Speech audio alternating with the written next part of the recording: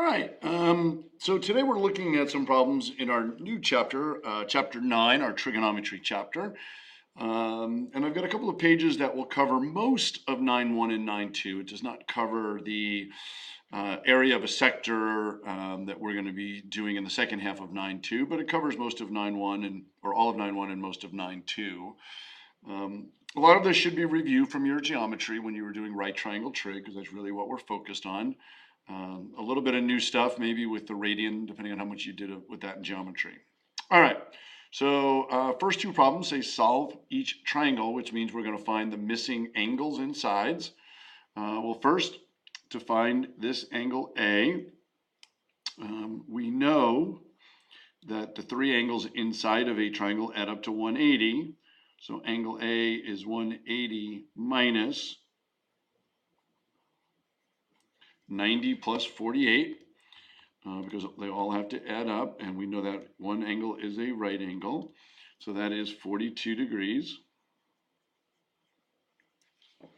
And now we're going to use, I'm going to call this is A, because it's always the lowercase letter of the angle opposite, and that would be C. And so from this angle, or actually I'll use this one here, that's 42 degrees. The tangent of that angle is the opposite over the adjacent. So the tangent of 42 degrees equals the opposite side divided by the adjacent. Multiply both sides by 5. And so this is going to be an approximation.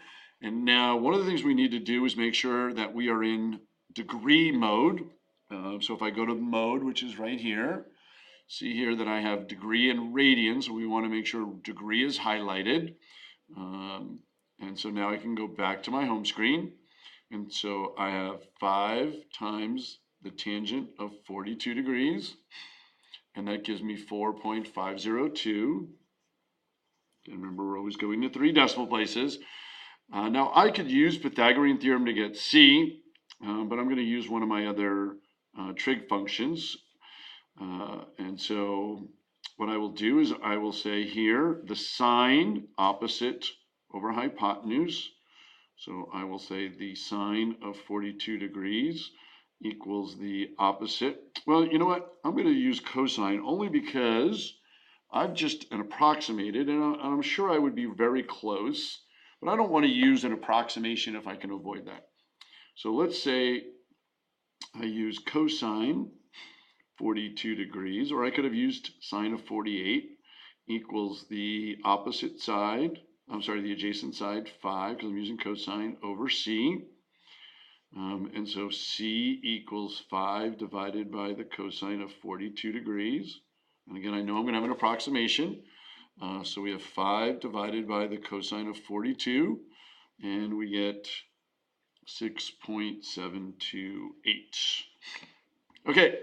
Moving on to triangle number 2, I see that I have a 60-degree angle. That's 90, and so I recognize that I have a 30-degree angle. So angle B is 30 degrees, and I know here side A is equal to 15 root 3. It's the side opposite 30 times root 3. And I know the hypotenuse, which is C, is twice the side opposite 30, so C is equal to 30. Okay, moving on here, find the value of the trig function indicated. So they give us information that the cosecant of this angle is 25 over 7. So I'm going to draw my right triangle. I'm going to put in theta. So remember, cosecant is the inverse, or reciprocal rather, of sine. And so sine, right, we know is opposite over hypotenuse. So the reciprocal of that cosecant would be hypotenuse over opposite. So that means that from this angle, the hypotenuse would be 25 rather, opposite side would be 7. And then I can use Pythagorean theorem because I'm going to need this side here to find the cosine because it's going to be the adjacent.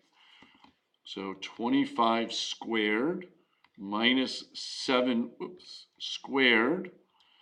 That's 576. I know the square root of that is 24.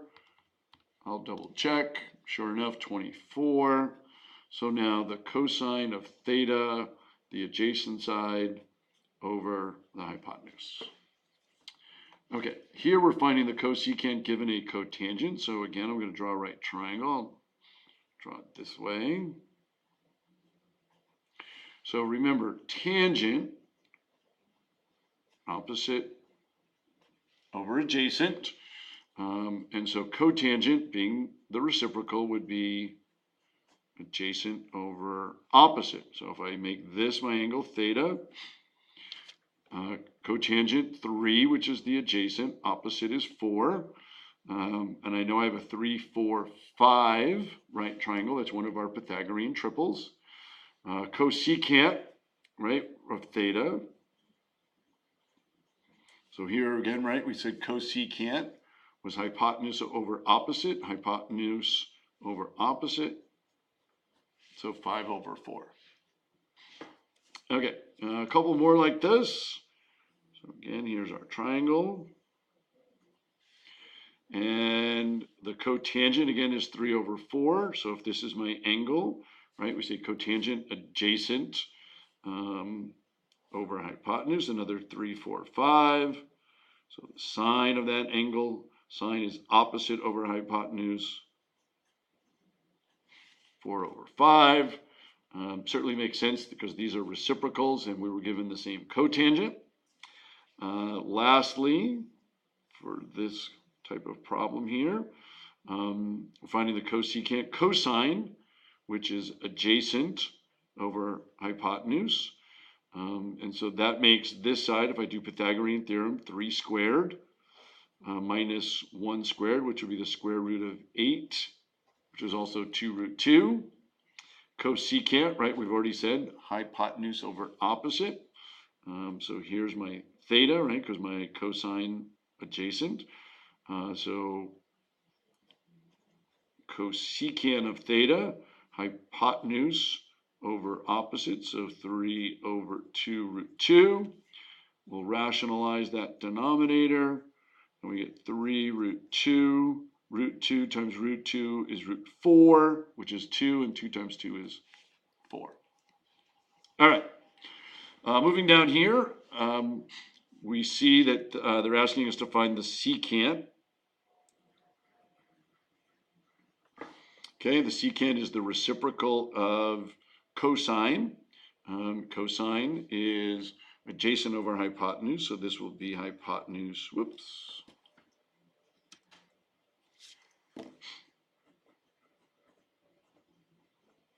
over adjacent. So there's the hypotenuse. We have to find the adjacent side. So if you don't recognize this as one of our triples, we could do 20 squared, because that's the hypotenuse, minus 12 squared. We get 256. The square root of that should be 16. There we are. Again, another one of our Pythagorean triples. Hypotenuse 20 over adjacent side 16. And that reduces to 5/4. Okay, here we're trying to find the sine of that angle. So we need opposite over hypotenuse, so we need to find that hypotenuse. And so 8 times the square root of 5 squared plus 11 squared, I'll call that C. Well, that's 64 times 5 plus 121. So 64 times 5 plus 121 is equal to C squared. That's 441, and the square root of 441 is 21. And so the sine of our angle being the opposite side over the hypotenuse, 11 over 21. Okay, let's look at another page. Finding positive and negative coterminal angles. Okay, so I'm going to sketch. So negative, so positive angles go counterclockwise, negative angles go clockwise. And so each of these axes represents 90 degrees. So going in this direction, 90, 180. So to go to negative 190, I just go another 10 degrees. Well, so the positive coterminal angle would take me to there. And so that is 10 degrees less than 180. And then the negative just means to go around one more time. So that would be the 190, whoops, plus another rotation of 360.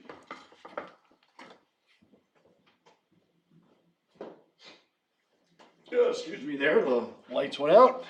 So that's 550. So the negative is negative 550 degrees. So here we have a positive angle 135. So we're going to go here 90 and another 45. So again, the positive coterminal is 135 plus another rotation of 360. So that's 495 degrees. The negative, again, coterminal having the same terminal side. So negative 90, negative 180, and then adding 45, negative 225 degrees. All right, so down here, triangle ABC, C is a right angle in our triangle. And it says the cosine of A, so I'm going to call that A, that B. A is the side opposite, that's 13. C is the opposite side of angle C, so that's 14. The cosine of A will be this adjacent side over 14. So again, we have to use Pythagorean theorem. 14 squared minus 13 squared is 27. And the square root of 27 is the square root of 9 times the square root of 3. Excuse me, or 3 root 3. So the cosine of A is the adjacent side over the hypotenuse. And then here, I'll use this as A, it doesn't matter, that's C. C is 15, A is 12. And so the secant of A is the hypotenuse over adjacent.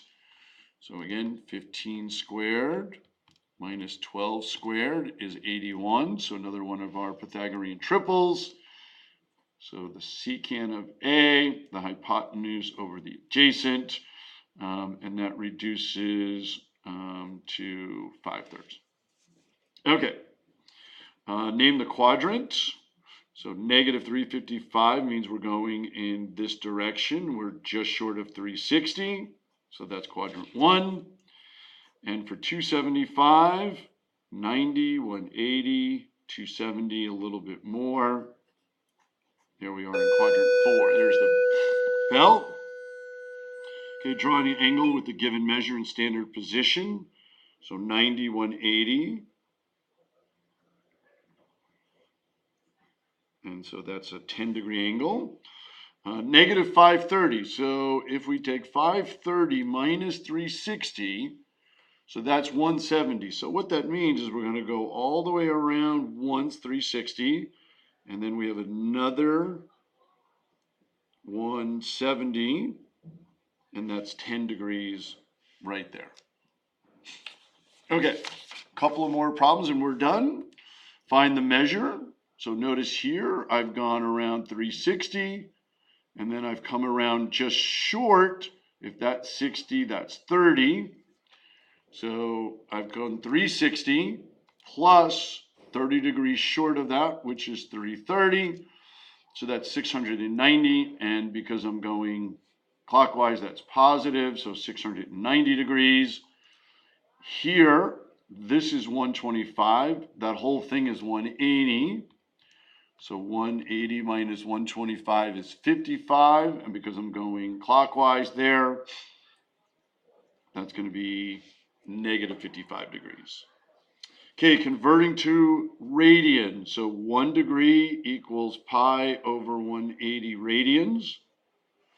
So we do 660 times pi over 180.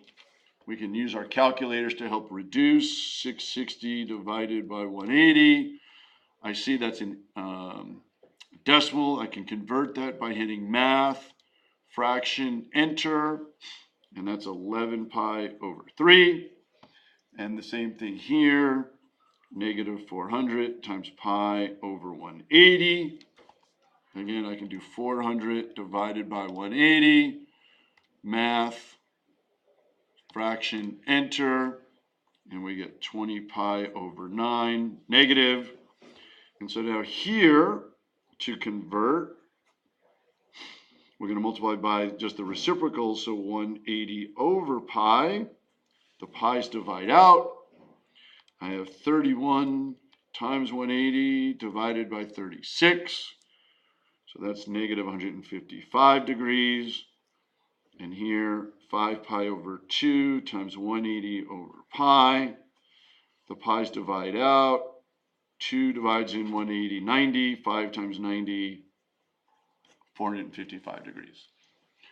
All right, so there's our introduction. All of 9.1, a little bit of 9.2. I hope that helps, and we'll see you real soon.